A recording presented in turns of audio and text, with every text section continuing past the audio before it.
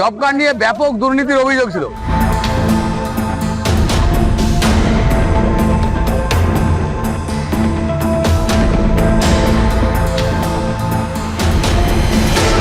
আপনারা দেখতে থাকুন, 1 বছরের মধ্যে পশ্চিমবঙ্গের ভোল পাল্টে যাবে, এটুকু আপনাদেরকে বলতে পারি।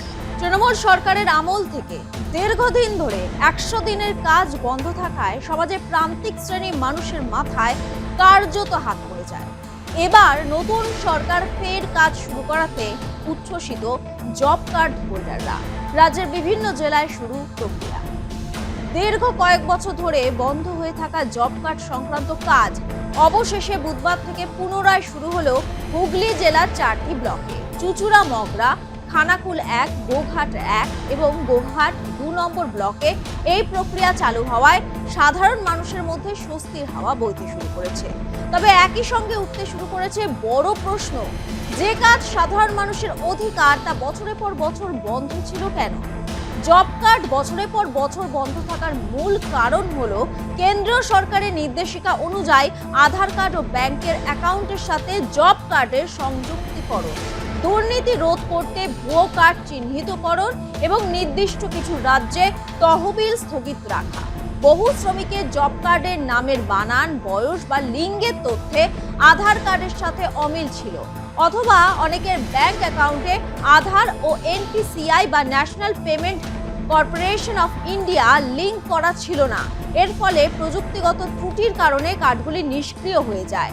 সরকার সারা দেশে ব্যাপক মাত্রায় ভুয়ো এবং ডুপ্লিকেট জব কার্ড চিহ্নিত করে তা বাতিলের অভিযান চালায়। অনেক ক্ষেত্রে মৃত ব্যক্তি, ডুপ্লিকেট নাম বা ভুয়ো উপভোক্তার কার্ড সিস্টেম থেকে মুছে ফেলা হয়েছে।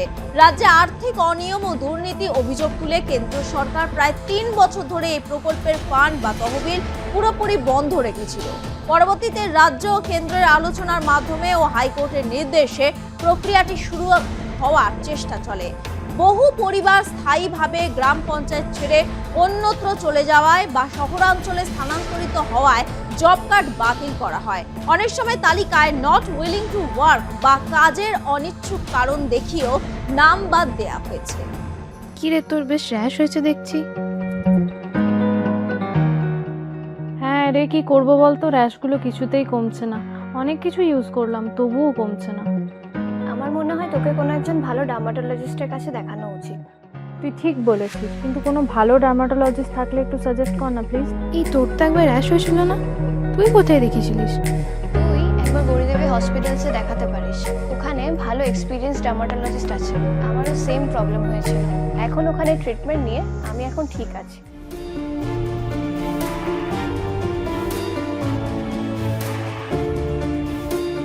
গৌরী দেবী হসপিটাল, রাজবাঁধ, দুর্গাপুর। যোগাযোগ 8001003333, 8001113333।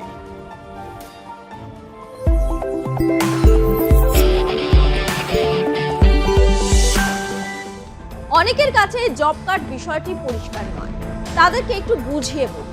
জব কার্ড হলো কেন্দ্র সরকারের মনরেগা প্রকল্প বা মহাত্মা গান্ধী জাতীয় গ্রামীণ কর্মসংস্থান নিশ্চয়তা আইন। এই কার্ডটি থাকলে একটি পরিবার এক আর্থিক বছরে অন্তত 100 দিনের মজুরি ভিত্তিক কর্মসংস্থানের নিশ্চয়তা পায়। পরবর্তীতে কেন্দ্র সরকারের মনরেগা প্রকল্পটি পরিবর্তন হয়ে ভিভিজি রামজি প্রকল্প হয়েছে, যা সাধারণত জি রামজি নামে পরিচিত, যার ফলে পুরনো জব কার্ড বাতিল বা অকার্যকর হবে না। বিদ্যমান যাচাইকৃত মনরেগা জব কার্ডটি স্বয়ংক্রিয়ভাবে নতুন জি রামজি প্রকল্পের জন্য বৈধ হিসাবে রূপান্তর করা হবে, যেখানে কাজের নিশ্চয়তা 100 দিন থেকে বাড়ি 125 দিন করা হয়েছে। যদি 125 দিন কাজ দেয়া না যায় তবে আইন অনুযায়ী বেকারত্ব ভাতা প্রদানের ব্যবস্থা রয়েছে। আগামী 1 জুলাই থেকে শুরু হওয়া বিকশিত ভারত রোজগার ও আজীবিকা মিশন ভিভিজি রামজি প্রকল্পে জব কার্ড হোল্ডারদের কাজ পেতে এই ফেস অথেন্টিকেশন ভীষণই গুরুত্বপূর্ণ। সাধারণভাবে নিজের মোবাইল সক্রিয় করার জন্য যেভাবে চেহারা প্রমাণ দিতে পরিচয় যাচাই করতে হয়, আর সেই কারণে রাজ্যের জেলা জুড়ে জব কার্ড হোল্ডারদের কেওয়াইসি চলছে। রাজ্যে পঞ্চায়েত ও গ্রামোন্নয়ন দপ্তর সূত্রে খবর, আগে জব কার্ড হোল্ডার অর্থাৎ শ্রমিকদের উপস্থিতি ম্যানুয়ালি হতো। ফলে জব কার্ড হোল্ডারদের পরিবর্তে ওই নামে অন্য কেউ কাজ করে উপভোক্তার অ্যাকাউন্টে টাকা ঢুকে যেত। কিন্তু এই ব্যবস্থায় উপভোক্তার মুখের ছবি তুলে সংরক্ষিত তথ্যের সঙ্গে মিলিয়ে পরিচয় নিশ্চিত হলেই তবেই কাজের ছাড়পত্র মিলবে। এক কথায় এটি মূলত আপনি কি না তা নিশ্চিত করা একটি ডিজিটাল উপায়, যা পাসওয়ার্ড, ফিঙ্গারপ্রিন্ট বা আঙুলের ছাপের মতোই অত্যন্ত সুরক্ষিত পদ্ধতি, যা কোনোভাবেই জাল করা হয় না।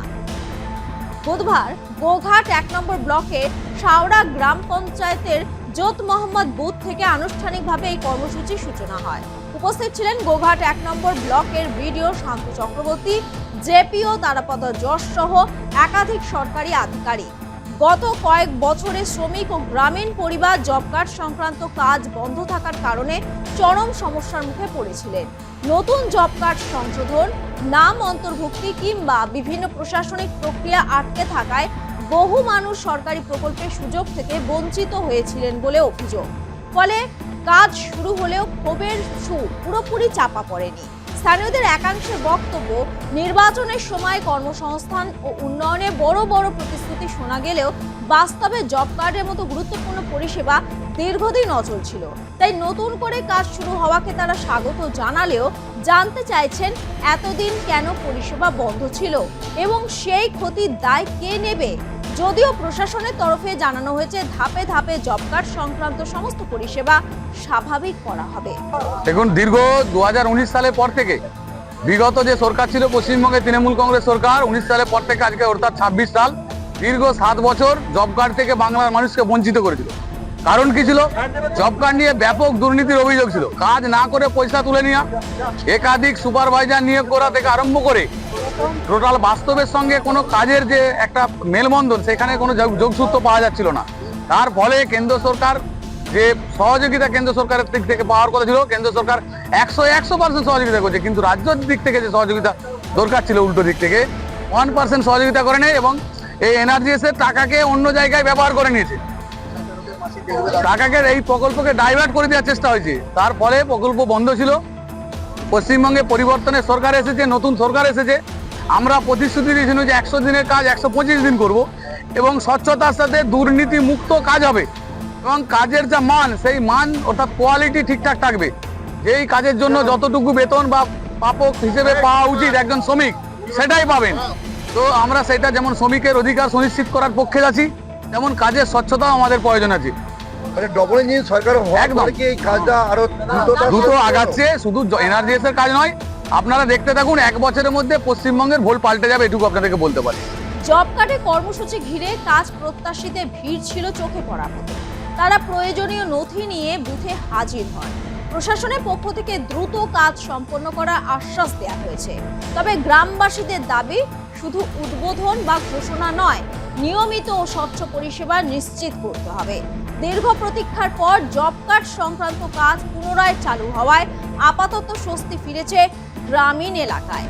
অবৈধ জব কার্ড গ্রাহকদের চিহ্নিত করার লক্ষ্যে কয়েক বছর এই পরিষেবা বন্ধ থাকায় আস্থা হারাচ্ছিল প্রান্তিক মানুষেরা।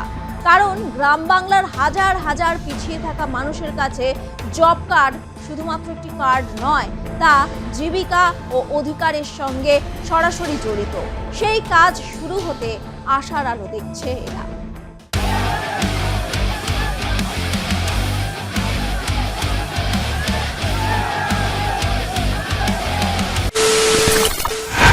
খবরের নামে প্রতিদিন সন্ধে আপনার ড্রয়িং রুমে কি শুধুই চিৎকার চেঁচামেচি খেয়ে আসে?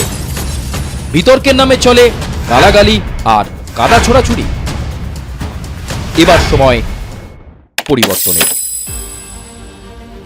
কারণ আমরা কান ফাটানোর চিৎকারে বিশ্বাস করি না। আমরা বিশ্বাস করি খবরের সত্যতায়। আমরা কোনো পক্ষের হয়ে গলা ফাটাই না, আমরা সাধারণ মানুষের হয়ে প্রশ্ন তুলি।